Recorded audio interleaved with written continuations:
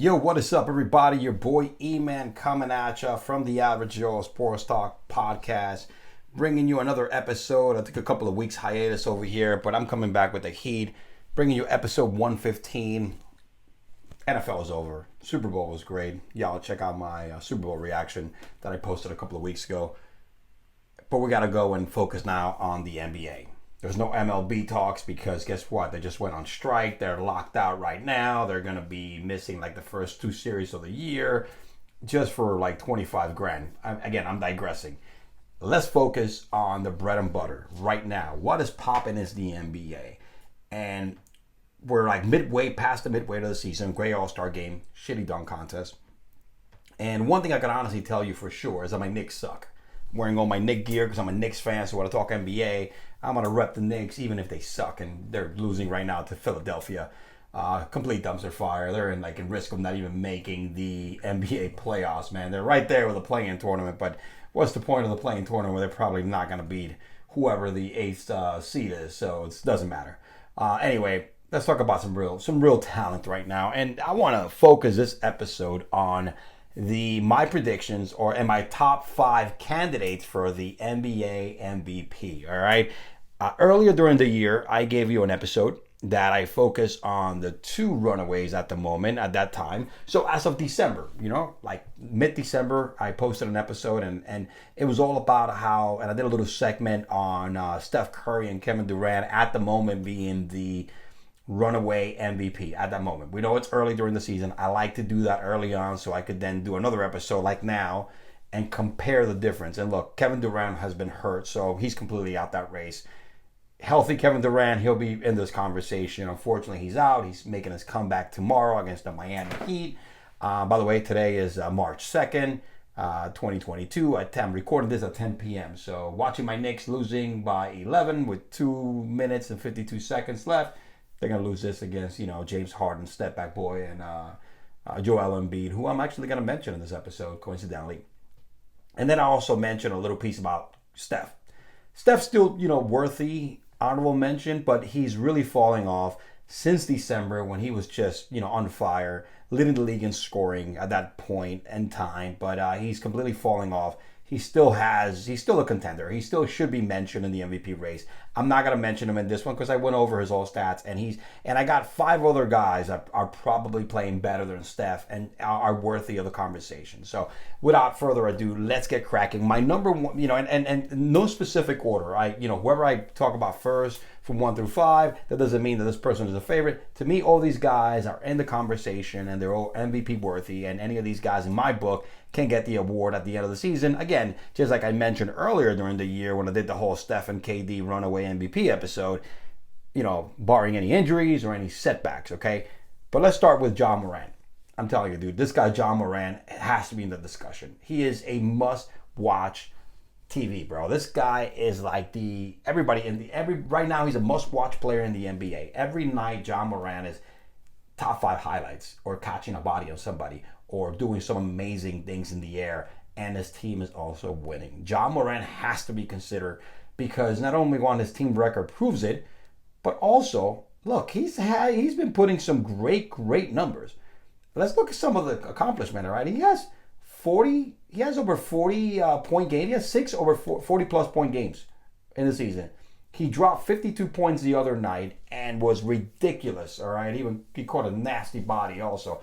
This kid has been on fire. He's been playing like a man possessed. Look, right now in the standings, if you look at his team, and look, the narrative always been that an MVP is considered because you also got to consider the team's record and how important that person is to the team's success.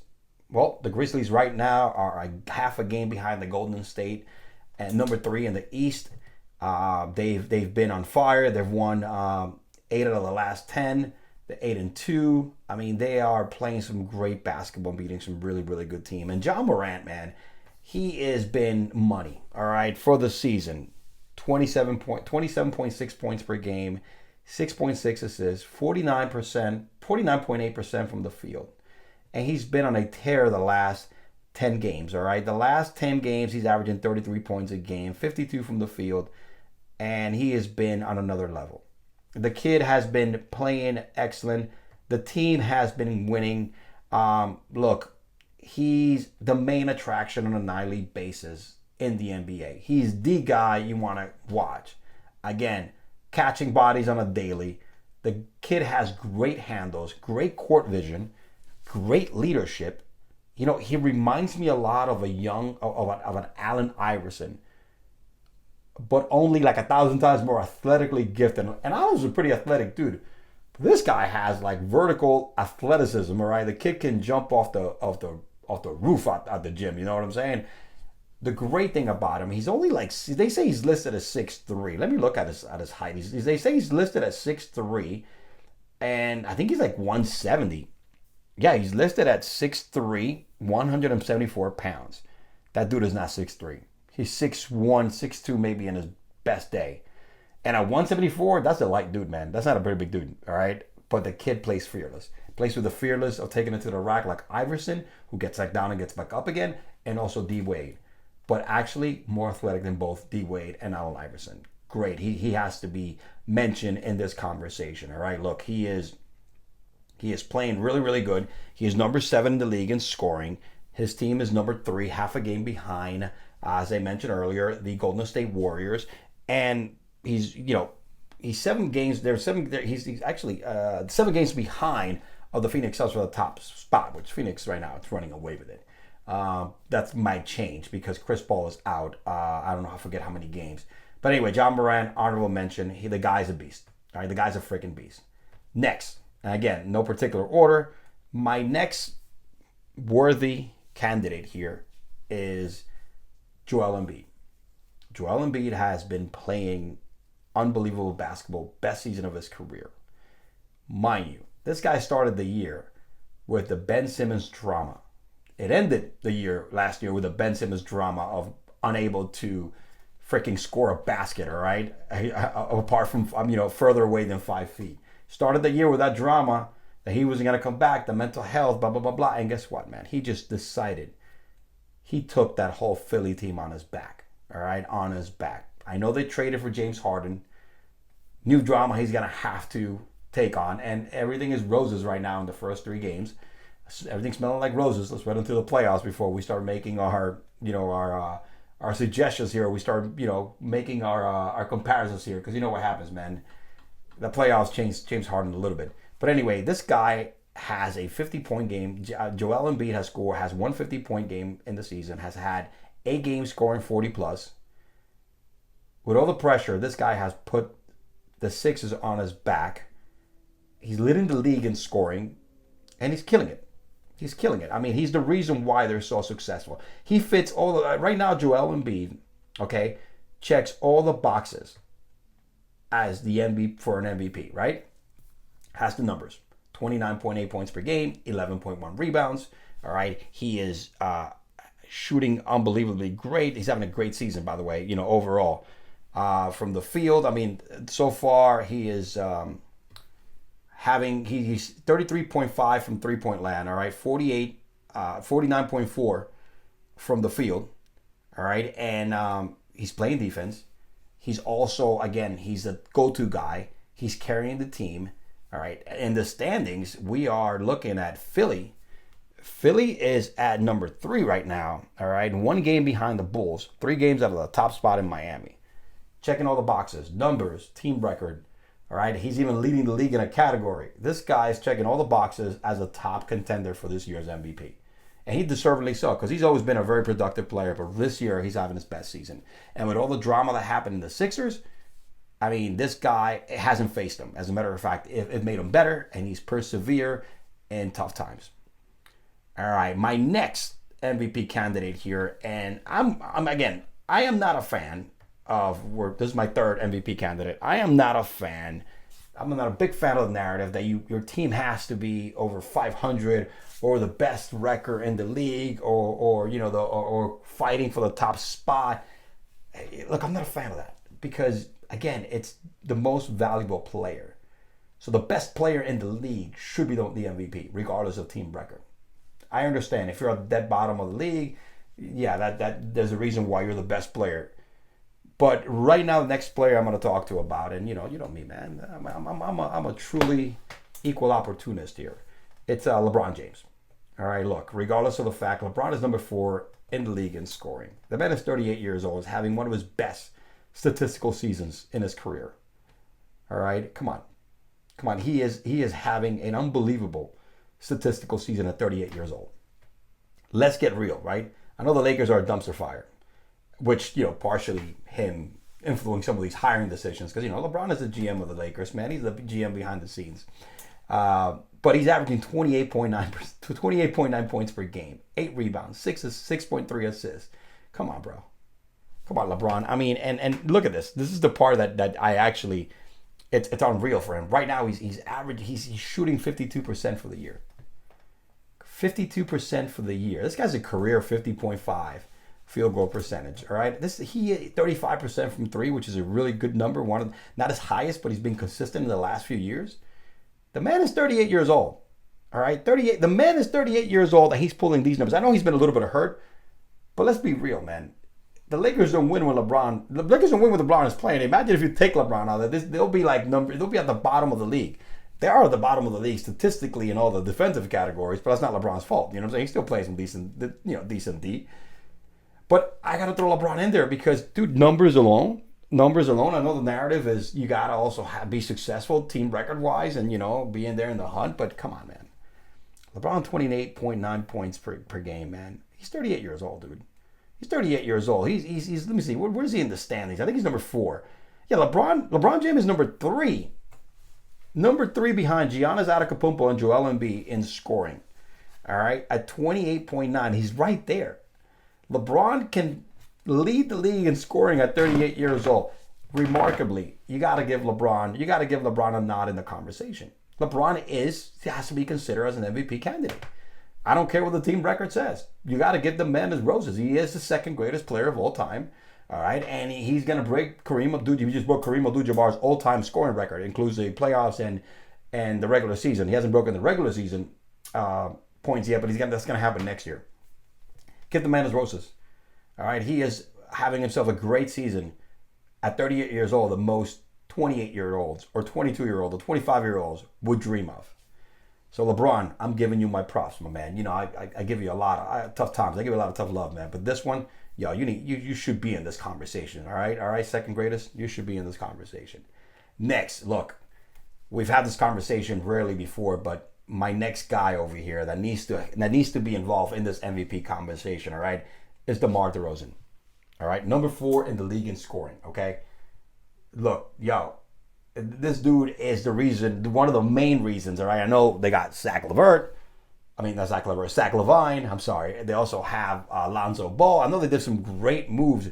Vujacic did the great moves in order for the Bulls to be much improved from last year. I mean, the Bulls right now are number 2 in the league, but majorly is because this man, DeMar DeRozan, all right, like I mentioned, he's number 4 in the league in scoring, all right, at 28.2 points per game. 28.2 points per game. All right, my dog is 32 years old. He's averaging 5.3 rebounds, 5 assists. He is having himself an amazing freaking season. Okay, let's keep it freaking real. He is having himself a great season right now, and he's the main reason why the Bulls are successful. And look, they number 3 in the East, and they're right behind Philly.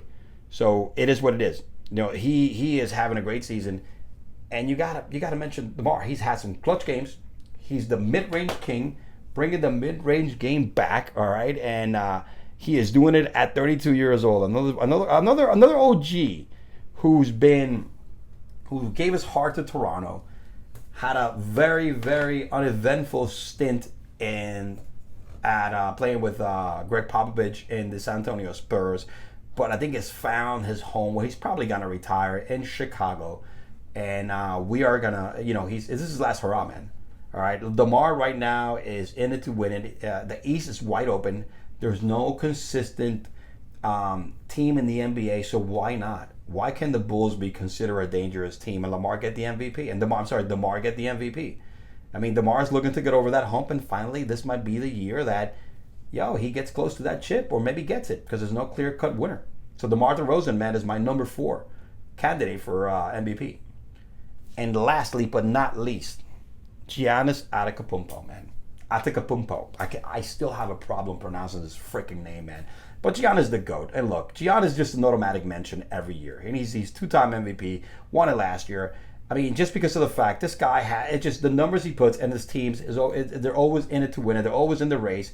And you know what? He is an automatic. If you don't have him in the conversation, then you should not be talking basketball, okay?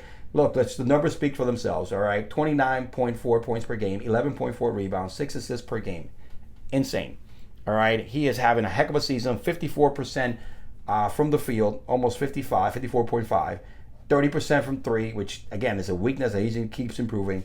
And we know what it is. His team right now is currently sitting at number 4, 4 games behind the Heat. Remember, the East is so wide open, it's not even funny. All right, the East is so wide open, it's not even funny. But they're 4 games behind the Heat. They're right there, 1 game behind the Sixers and 2 behind the Bulls for the 2 and the 3rd spot. You got to mention Giannis. He's an automatic mention year over year because the dude is a freaking beast.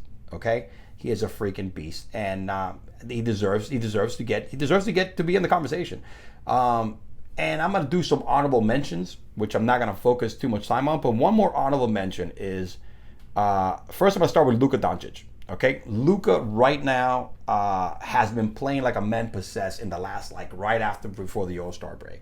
And Luka did not start the year in the best shape, but look, he's putting himself a great, decent season. All right, 27.5 points per game. Okay, 9.1 rebounds, 8.8 assists. We know he's LeBron James 2.0 in the sense of the offensive categories. You know, he's a hybrid. LeBron James, James Harden, and Kobe Bryant. That's what I always say. He's a hybrid of LeBron James, Kobe Bryant, and James Harden. Step back a la James Harden, has all the all-around game like LeBron, passing, rebounding, and also has that Mamba mentality, all right, of Kobe Bryant because he loves the big spots and take the big shots. But he's having a great season. He's averaging 27.5. I mean, look, in the last 10 games, Luka is averaging 33 points per game, okay? He has been unreal. He's been playing at a high level in the last 10 games right before the All-Star break. And look, 44% from the field is a little lower than his career average. That's why he started really off in the beginning of the year, out of shape. He was been banged up. Now that Kristaps Porzingis is out, I think Luka is really going to turn it up. And last night he had a great game against the Lakers, man. You know, put back dunk on Dwight Howard. You know, fade away, step back on freaking LeBron James. 2 blocks on Harden, a couple of no-look assists. Typical GOAT shit Luka stuff, all right? And another thing where I got to put an honorable mention of Luka Doncic, you know, in the MVP race. He's not my top 5, but he's in there. He's kind of borderline. That's because, you know, hey, look, the Dallas Mavericks are 37-25, all right? They're right there within the hunt they're number 5 right now, but they're right there from number 5 to number 3. They're right there within the hunt, man. They're like, you know, 6 games, 5 games. So I think without Kristaps Porzingis, expect big numbers from Luka. Unfortunately, it doesn't work out well for him in the playoffs because he gets gas. He plays so many minutes. He doesn't have that number 2 consistent scorer, which that's going to be when you're going to see Luka and the Mavs get another chip. Honorable mention, Luka Doncic for the MVP conversation. Honorable mention, he's out of the top 5, but, you know, he's right there, man, lying in the weeds, getting ready to jump into that boat, baby, from the water. You know what I'm saying? Trying to get that. And like I mentioned earlier, look, Steph, you know, based on his team record, he's still averaging like 25.7 points per game. He's, you know, he has to be kept in the conversation because the Golden State Warriors are definitely, now that Clay's back, when, you know, Draymond is healthy and all these young players and cores that they have, they're a dangerous team. And they're going out to mess with. So, and a lot of it is Steph. I mean, just based on that performance he had in the All-Star game, he almost broke the all-time All-Star scoring record for a single game. He's just amazing, and he's out of my top 5. Him and Luka, you know, 6 and 7, that combination of MVP honorable mentions right there. So, yeah, that's it. That's all I got, man. That's what I got today. I'm gonna get back on the saddle, do a lot more episodes, trying to bring on some guests. Definitely. Want to start. You're gonna hear a lot more NBA because that's all I got remaining right now. NFL is over for the season. The MLBs are on strike. You're going to get a lot of NBA from me. So watch out for the quick reaction episodes on NBA games or news or anything that your boy's going to react on, but also full episodes like this one. So also I want to give a shout out to this account on Twitter. Listen, if you're into betting, you got to check out at Malu Picks, all right? At MALUPICKS on Twitter. Check out their Twitter account, Malu Picks, I'm sorry. They're a group of handicappers who are killing it this year, all right? Months in 2022, these cats are killing it, over 70 units, okay? They give out a lot of free picks. Also, they have VIP packages available for larger bets. They have a lot of different packages for you to jump on. They are legit, and feel free to follow them. Definitely follow them on, again, at Twitter, at Malu Picks, at MALUPICK, at Malu Picks, and Twitter, baby. Follow these guys for all your betting needs. Your boy right here, E-Man, is signing out. I appreciate the follows. Thanks for the views on YouTube. Yo, Twitter is also, my TikTok account is also blowing up. And I appreciate it. Let's move more, you guys. Thank you for listening. Keep listening. Your boy's going to keep coming back week after week, bringing you that heat, all right? I appreciate it. God bless. Your boy E-Man signing out. Average Joe Sports Talk. Peace.